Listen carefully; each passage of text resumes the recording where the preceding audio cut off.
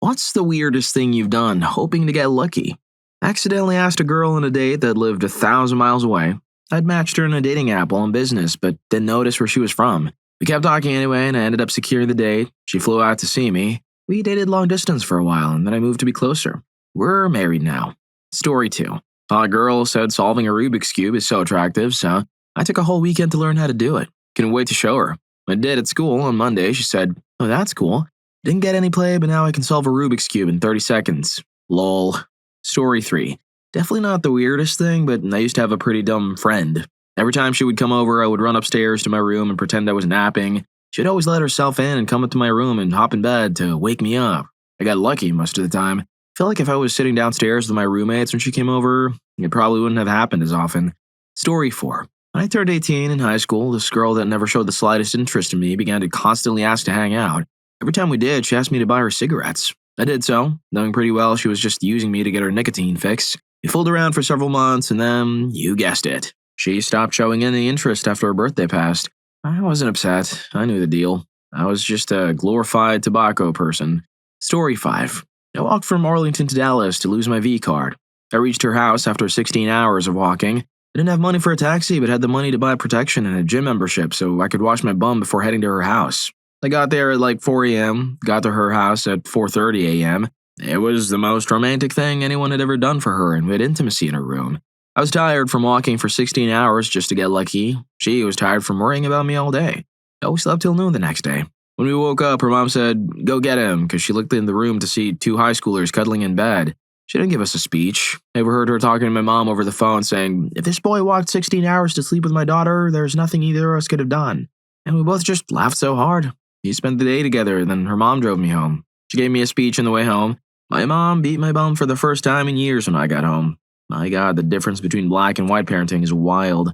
Story 6. Followed an entire season of American Idol and sat through movies like Garden State and The Notebook over and over again. You could have asked me anything about that season of American Idol and I could have answered it. She had to miss a couple episodes because she had to work, so I recorded them and gave her a rundown when she would call me on her drive home from work. She'd come over to my place after work and we'd watch the episode as just fully described to her. It's the only season of that show I've seen, and I'd never watched a single episode before I met her or after we split up. Story 7. I can tell you the weirdest way I got lucky. This was the military dorm in England, late 90s. I'm just playing StarCraft, minding my own business, when there's a knock on my door. They open it, and there's the girlfriend of a guy who lives downstairs. She says, "I really want to get some. My friend is here with me. Can she stay with you tonight?" Naturally, I said yeah. She turns and goes to the end of the hall and waves her friend around the corner. I'd met her in passing once in the dorms, but never spoke to her. She does a fast intro and pushes her into my room. We're both standing there kind of awkwardly as her friend leaves to go get some. She turns back and says, "Oh, she really likes her smack too." We looked at each other and laughed, then closed the door. It gets crazier because I become the de facto friend drop-off zone for the dorm, a sort of on-call wingman for my boys. I didn't have to do crap over the span of a year. They brought me 3 more women.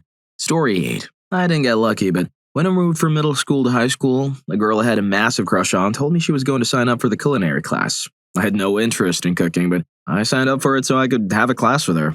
She moved away about 3 weeks into the school year, and it was too late for me to switch out, so I ended up getting stuck in culinary. I loved it and did it all 4 years of high school. Story 9. The daughter of the mayor of our city was insanely good looking. She and I were good friends in high school, but I always felt she was way out of my league, so I never even attempted to even ask her out. She disappeared after high school and resurfaced about 5 years later when we crossed paths in the local supermarket parking lot where we talked for hours standing outside our cars. She acted very interested in my conversation and she asked me if I would like to come to her house for dinner later that week. I eagerly agreed. The tension I felt was pretty high. I really thought I was going to finally get lucky with this attractive woman at long last. The day arrived and I went over to her house for dinner. She fixed a really nice meal.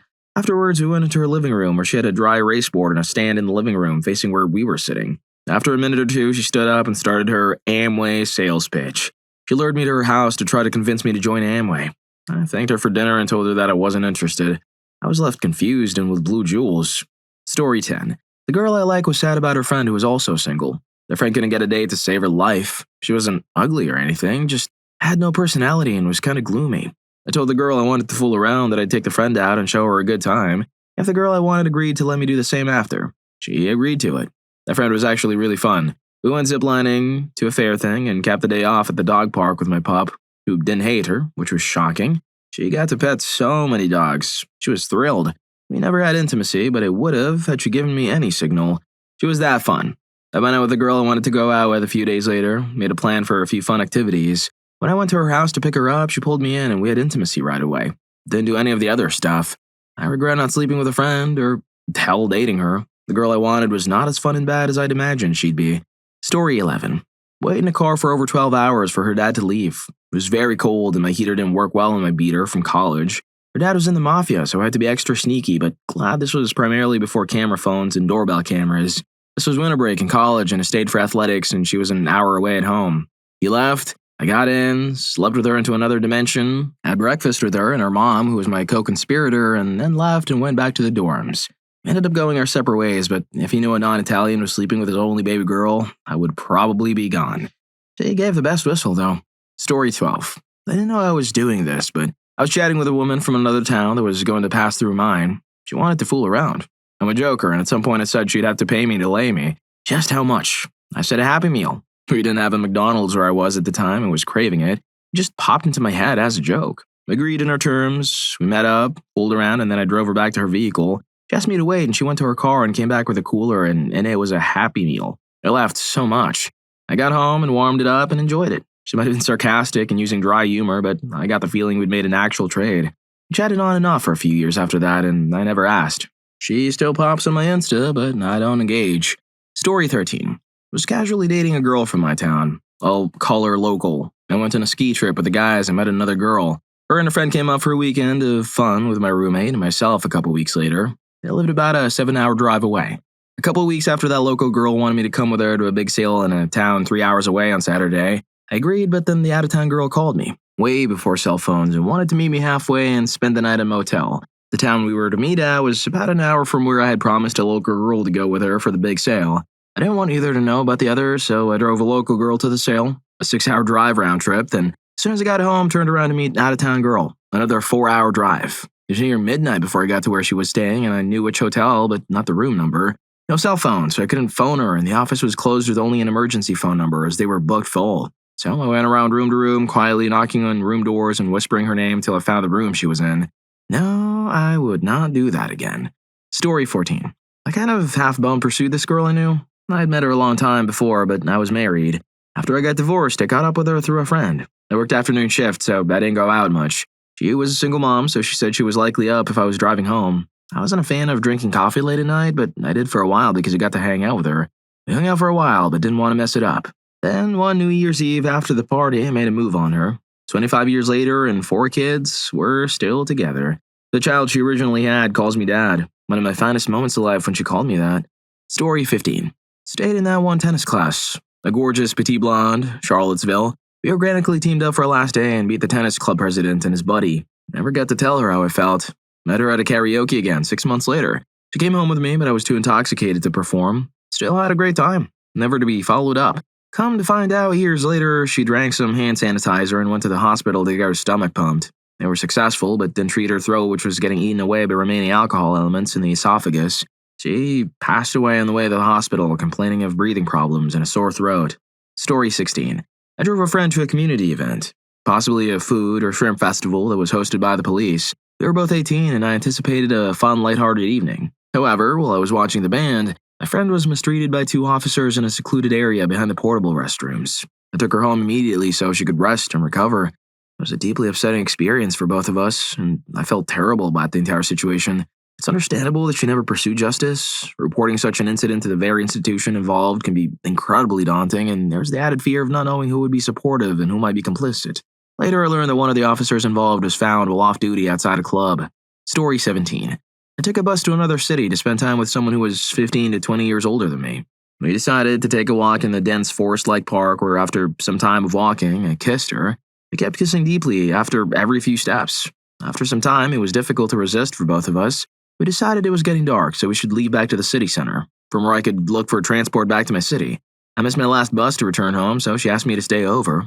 She had her daughter at home, which was a bit awkward since her daughter was only a few years younger than me. They lived in a single-bedroom apartment. The bedroom was occupied by the daughter, and I crashed in the sofa bed in the living room, where we spent time watching some random movie, waiting for her daughter to sleep. After her daughter went to sleep, she gave me a whistle in the kitchen. Since that was the farthest from the bedroom, We couldn't have intimacy that night due to her daughter, but we decided to meet next time at my place, but that never happened. Story 18. Drove an hour and a half to the wrong side of Philly. To be fair, I was still a little intoxicated from the night before and was just, sure. Turned out to be highly fixated to online game microtransactions. Like, she was a nurse, made good money, spent it all on cosmetics and other stuff. Was not afraid to show me how much. Also tried to give me an unopened Razer Black Widow Chroma keyboard. Mind you, this was essentially a one-night stand. Big red flags. I tried to pursue a relationship anyway, but got sent to Ohio for a month for work, and I'm not the greatest when it comes to texting. She was crazy and just started going off on me for not immediately texting back, even at work. Story 19. Does skeptically getting lucky count? So, I was playing World of Warcraft about 2 decades ago, and there was this older woman in my guild. She was from the other side of the planet. The officers in my guild had my phone number because I had a rare crafting recipe, and they'd periodically text me to see if I could get online and craft the item for people. Anyway, one day this older woman in my guild told me that she was going to fly to America and jump me, and I was like, yeah, right. So, about a month later, my phone rings at 2 a.m. Local number. I answer. A very familiar New Zealand accent on the other end. Hi, I'm at your local airport. Come pick me up. I drove to the airport, picked her up, and she lived at my house for a month and a half, where we did nothing but order takeout, fooled around, and played World of Warcraft. Then she bought me an Xbox, flew home, and we never talked again. Story 20. I was clubbing with my sister and got nothing all night. I called a cab and started driving home, and I was super intoxicated. Well, I saw some hotties walking down the street, and one of them danced with me at the club, so I got out of the cab to ask them to come back for drinks. The cab was going 45 miles per hour at the time. It hurt, but I was a strong guy. Brushed it off, asked them back, and my sister was screaming, "Get back in this cab!" And can you believe it? They wouldn't even talk to me. I rolled out of a moving vehicle, and they wouldn't even acknowledge my existence. Gall. I did not get lucky that night, but you can't say I didn't try. Story 21. I guess it was more weird to me than it actually being weird, but I literally got lucky by a girl at my friend's party because she found my jokes funny. Even though all the jokes I told were ones my intoxicated friend was screwing up because of him being intoxicated, I was basically his translator and the sober girl out of the group. 5 guys, 8 girls, found it to be so attractive. It was honestly the weirdest way I've ever turned on someone. Story 22. I was set up with a girl who had a terminal illness. She was the best friend of a classmate whom I had known since the 2nd grade, so most of my childhood. The classmate had a minor crush on me, and her friend was, because of her illness, homeschooled. Basically a dropout because what was the point? The girl never had a chance to meet a boy. Blah, blah, blah, and my classmate thought it was a good fit. I befriended the girl, and although it was never spoken aloud, this girl wanted intimacy before she passed away. It felt odd at the time, and I was pretty immature, but I went along with it. It became apparent pretty quickly that I lacked emotional maturity. I found her very attractive, and I actually thought she was very sweet, but I couldn't deal with it. I remained her good friend. She got lucky. Hated it. We ended up having a fling one weekend. Very random, with a lot less pressure. It seemed to be a reciprocal success, and she passed away a year later. Side quest, my next partner was a 29-year-old who taught me a lot. In a month's time, I was a 2,000% better lover, and the weirdest regret in my life was not being a better lover to the younger girl. Story 23. When I was 20, my parents and younger brother had gone away for the weekend, so I invited my girlfriend over to our house for a night of passion. I had this great idea of dragging a mattress onto the roof so we could make love under the stars. I dragged the mattress through a 2nd-floor window and up a sloping section of the roof. The roof was corrugated metal with bolts sticking out in the corrugations every meter or so. As I finally got the mattress on top of the roof, I started slipping down the sloping roof in bare feet. I slipped about 6 or 7 meters and stopped at the gutter on the 1st floor. My girlfriend, who was watching me, saw it and went and got a few towels, and I wrapped up my feet. Then climbed off the roof, and she drove me to the closest hospital to have my feet sewn up. Having anesthetic injections into the soles of my feet remains the most painful experience of my life. We went home with my feet wrapped up and still had intimacy.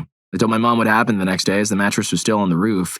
I never spoke of it again. I'm 48 now, and I haven't thought about that for a long time. Story 24. I hopped onto a 10-hour night train as a 17-year-old to a town I'd never been in to see a girl I'd only chatted online for a few months.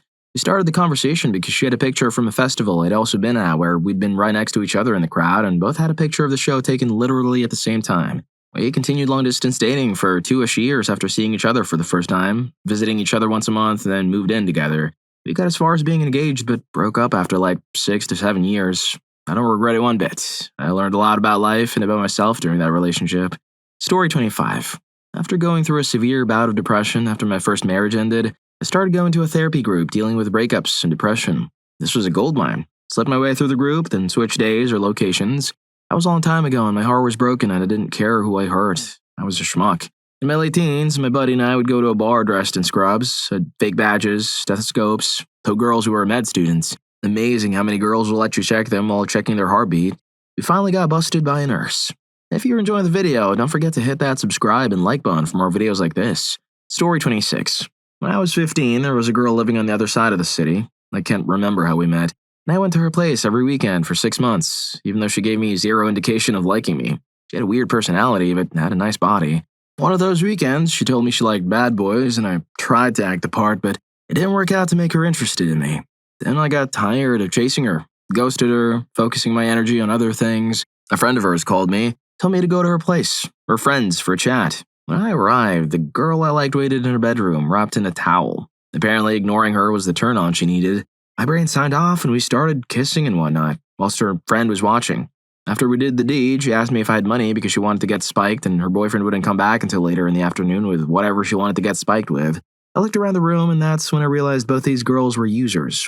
The weird personality traits and everything else, it didn't fit in the picture, made sense in that post-clarity. I bolted out of the place as soon as I could and never looked back. Story 27. Flew across the country. Became single, unexpectedly, after about 6 months. I was not ready to date yet, but I was super stimulated. Years prior, I had a coworker who aggressively hit on me after a work party, even though I wasn't single. I gently rebuffed her attempt. She also moved across the country after leaving my company. I DM'd her social media with some flirty comments. She responded in kind. I told her I'd be in her city in a couple of months and asked, could I come over and see you?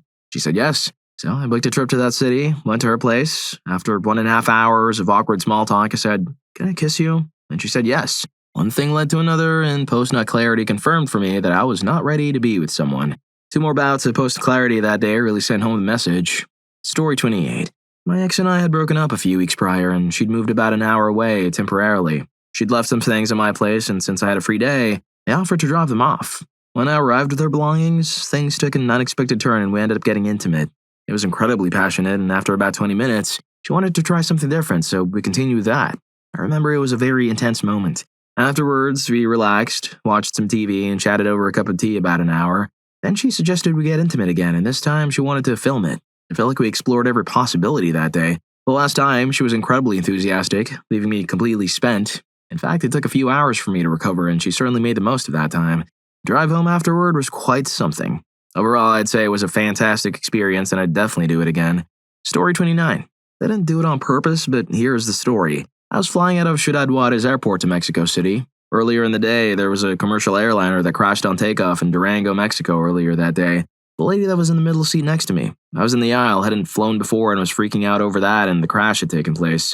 When we started to taxi for takeoff, every single bump she started to freak out. All the flight attendants came to the aisle by me and tried to call the lady down. We couldn't take off until the lady was either calmed down or removed from the flight. I finally pulled out my headphones, talked to the lady, had her put the headphones on, listened to the calming music, lowered an enigma, and took deep breaths. She calmed down. The FAs were able to get in their seats, and we took off.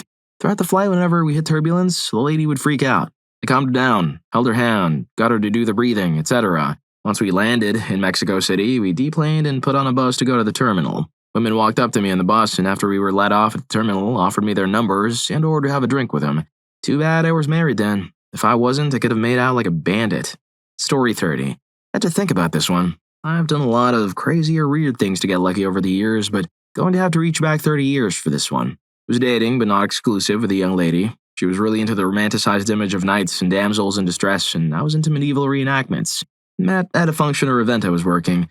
Long story short, she was in college, and I was friends with her history professor and knew a couple guys on campus security, so got everything cleared ahead of time. Enlisted the aid of 3 buddies dressed as men-at-arms, and while wearing full armor, Kit rode onto campus. Burst into the classroom declaring there she is, which embarrassed her, causing her to shrink into her chair.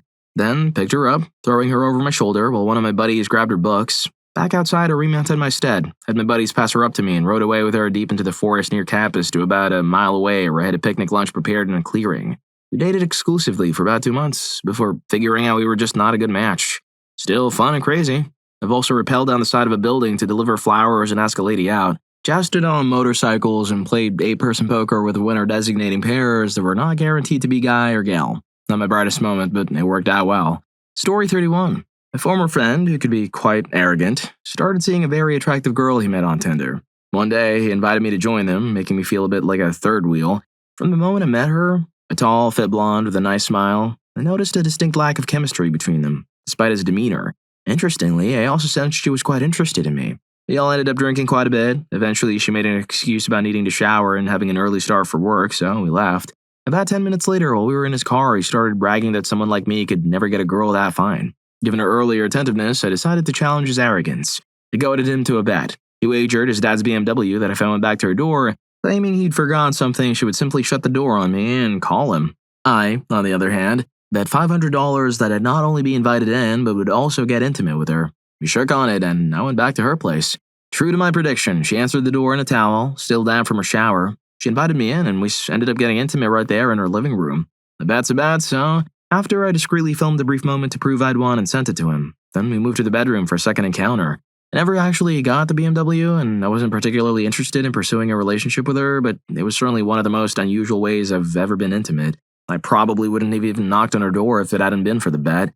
As an interesting side note, my former friend and I remained acquainted for a while after that. However, our friendship eventually dissolved. He developed a habit of trying to embarrass and belittle me, especially around women, which almost always backfired on him. Eventually, I simply stopped spending time with him. It turned out she hadn't actually had work the next day. She just didn't want him to stay. Story 32. I became a close confidant to a friend who was going through a tough time, dealing with mental cruelty from her boyfriend. Started helping her with coping mechanisms, and we spent weeks talking and doing therapeutic activities together. I was so focused on supporting her that I forgot my initial intentions. After weeks of this, one night she mentioned how much she missed intimacy and expressed a strong desire to be with me. She even asked if I had protection. After weeks of being her emotional support, I obviously hadn't anticipated that. We ended up making out, and I quickly developed feelings for her. Unfortunately, we eventually lost touch because she wasn't ready for that kind of attachment. I heard about her last month, and apparently she's now dating someone who looks like me. She was truly the most gorgeous girl I've ever met. Story 33. During my first semester of college in 2001, I was exploring the early internet and made plans to meet someone at a motel for a private encounter. At 18, I was certainly less cautious about online interactions than I would be today. Coincidentally, that same day, a group of friends came to visit a dorm buddy for his birthday, and among them was a charming girl named Heidi. For reasons I can't quite recall, we all ended up in my dorm room, gathered around my bed and chatting. The conversation somehow turned to the topic of same-gender encounters, and the other guys, who were all heterosexual, admitted they'd never witnessed one. As people started leaving for the birthday celebrations, I quietly told Heidi about my evening plans. She immediately decided to ditch the birthday events and join me. We went to the motel room and she observed my encounter. Afterward, we returned to the dorm and we also became intimate. Then, starting at midnight, I drove her 3 hours back to her home and another 3 hours back to the dorm. That was easily the most dangerous driving I've ever done. Even had to pull into a rest stop for about a 30-minute nap to make it back safely. Story 34. I was at a nightclub in Europe with friends when I met a lovely girl who was also out with her own group. The only snag was that they had an early flight back to their country the next morning. After spending some time together, I asked her to leave the club with me, but she declined, needing to return to her hotel to pack. By the time her friends were ready to go, we had been dancing and kissing for quite a while. I joined them outside the club, feeling the pressure of time slipping away. In that moment, I wasn't thinking entirely clearly, but I knew I had to try something memorable. Her friends had already called a taxi, so I decided on a grand gesture. I spotted a flower vendor, then hesitated and bought every single flower he had. I rushed back to the girl and her friends, got down on one knee and presented the huge bouquet to her as if I were proposing. It was at this point that her friends seemed to decide I was serious about her. They told me to get in the cab with them and invited me back to their hotel room. They even cleared the room for us, ensuring we had privacy. In a truly grand gesture, they allowed me to spend time with their friend in their room while they waited outside. Story 35. I broke into a friend's house, and it had windows with metal bars. It was super hard and had never done anything like it before. The story goes like this. I was a teenager, as stimulated as any other, and I was dating this cute girl when we decided it was the right time to take things a step up in a relationship, but we had nowhere to do it. We had this friend who was going away for the weekend with his family, and he told us it was okay for us to do it in his house during the weekend. When the day came, he left with his family and texted me saying our way to his house was free. He told me where he hid his reserve key. The girl and I were stimulated as hell, so we met there, barely holding ourselves, and went for the key. Guess what? No key. I texted him, "Bro, no keys here, where is it?" And he replied, "Crap. Stupid brother lost his and took this without telling me." Of course, the hormone train couldn't be stopped at that point, so we decided it was going to happen. Key or no key. Then we started to inspect every door and window in the house to see what we could do. It turned out one high bathroom window was ajar and its metal bars had enough space for us to try to get inside. She boosted me up and I got a hold of the bars. As soon as I pushed my shoulders to fit the bar, I realized it was going to fit, but it was also going to hurt a lot, and the landing would be a mess. So I squeezed myself through the window bars and landed on the shower cabin floor, hurting my back and my knee. I then limped to their kitchen, got a hold of another set of keys, and opened the back door for the girl to come in. Story 36. Clicked with this lady I met at a friend's event. They both loved Trinidadian food, so we casually went out to the spot I knew one evening, which ended in her coming over to mine at the same night. After that day, we slept at each other's places for 3 consecutive nights until the last night. She planned to travel to Spain the following day and said that she wished I could have come with her. She just so happened to needed to take some vacation days at work, so I thought I'd surprise her by booking a flight and hotel to meet her. When I broke the news, she was shocked and a little hesitant, but when I told her it wasn't that deep, she eventually gave in and expressed her excitement. The day before my flight, I felt absolutely terrible. I found out that I got sick. We never fooled around again. Story 37. I told a girl I liked the band Idlewild. It'd be a funnier or more questionable story if I'd lied about it, but they were actually my favorite band growing up. Basically, I'd swapped numbers with a girl at a pub one night and ended up back at the same bar later, chatting with her. Her friend asked me if I'd heard of Rudy Wumble, the singer, implying that if I told the girl I had, I'd be in. I said, yeah, I freaking love Idlewild. And she excitedly relayed this to her friend. It was like a switch went off. She went from being mildly interested to taking back to your place now because we're going to do it. I can't stress enough how much this girl's interest increased because of musical taste. I'm not going to say I wasn't into it because she was quite freaky and I liked that. The knowledge that I probably only got to do it with her because I listened to a specific band growing up was, to say the least, pretty funny. Story 38. The first time I went to New York, it was to meet a woman I'd connected with online.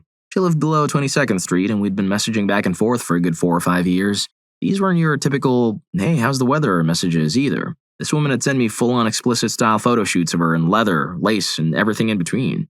So my imagination ran wild. I saved up some money and made the necessary travel arrangements. She immediately ghosted me the minute I made it through the tunnel. She went completely radio silent.